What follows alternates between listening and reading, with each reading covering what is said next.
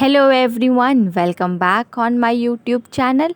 आज के इस वीडियो में हम लोग डिस्कस करेंगे प्रीवियस ईयर इम्पॉर्टेंट क्वेश्चंस। ये क्वेश्चंस आपको हेल्प करेंगे एलएलबी, एलएलएम और इवन नेट के भी एग्ज़ाम्स में। जो भी लॉ से रिलेटेड एग्ज़ाम्स हैं उन सारे एग्ज़ाम्स के लिए ये क्वेश्चंस बहुत ही हेल्पफुल रहेंगे। तो let's start this video. 1. Laws on preservation, protection and improvement of livestock are enacted by the dash union, state.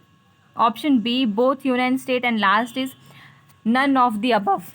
इसका सही आंसर होगा ऑप्शन बी, स्टेट। क्यों होगा स्टेट? क्योंकि ये स्टेट लिस्ट के मैटर्स हैं। Question number second, which one of the following is an incorrect match? Incorrect match कौन सा है? इसका सही आंसर होगा option C, industries and labour dispute. ये यूनियन लिस्ट का मैटर नहीं है, तो इसका सही आंसर होगा ऑप्शन सी। नेक्स्ट क्वेश्चन की तरफ बढ़ते हैं। विच one of the following is not correct? Okay, is not correct. ऊपर वाले में क्या पूछा था? Incorrect match. इसमें पूछा गया है कि कौन सा करेक्ट नहीं है।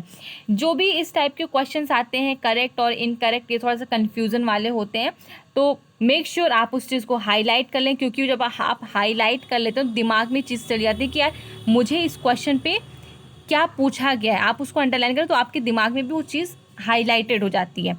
Okay, question is president shall have the power to grant pardon. Option A, in death sentence.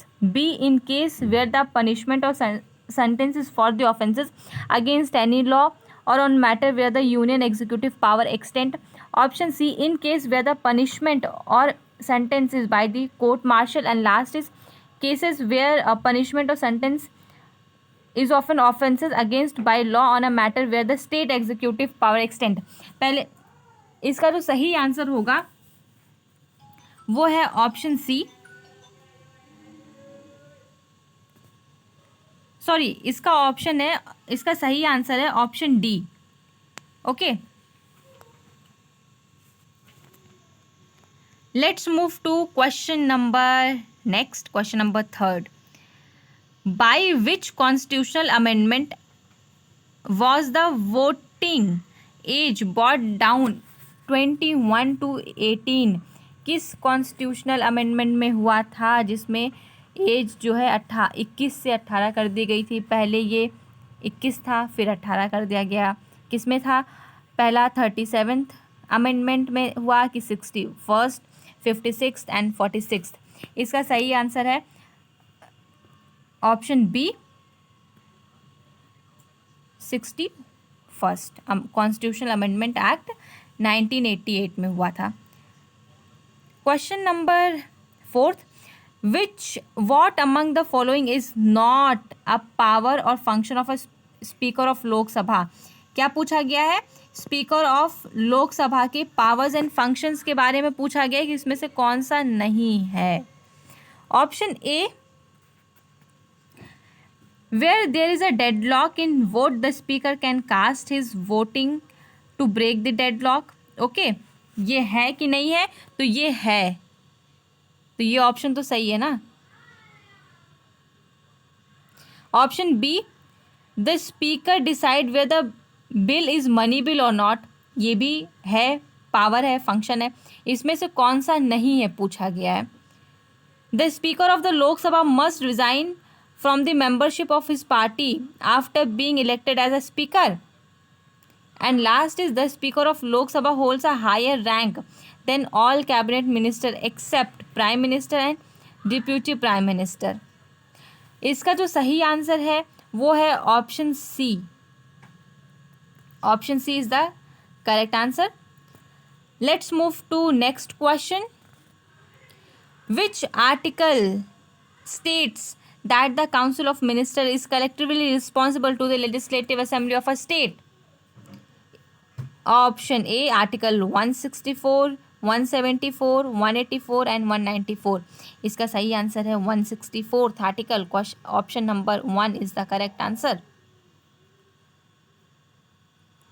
अगर आपको किसी क्वेश्चन में कोई कन्फ्यूज़न हो रहा है तो आप उसको कमेंट बॉक्स में कमेंट करके पूछ सकते हैं, मैं रिप्लाई करती हूँ। तो मैं आपको वहाँ पे पूरा, अगर कोई क्वेश्चन आपको नहीं समझ आ रहा है तो मैं उसका आपको डिटेल्ड एक्सप्लेनेशन दे दूँगी। ओके,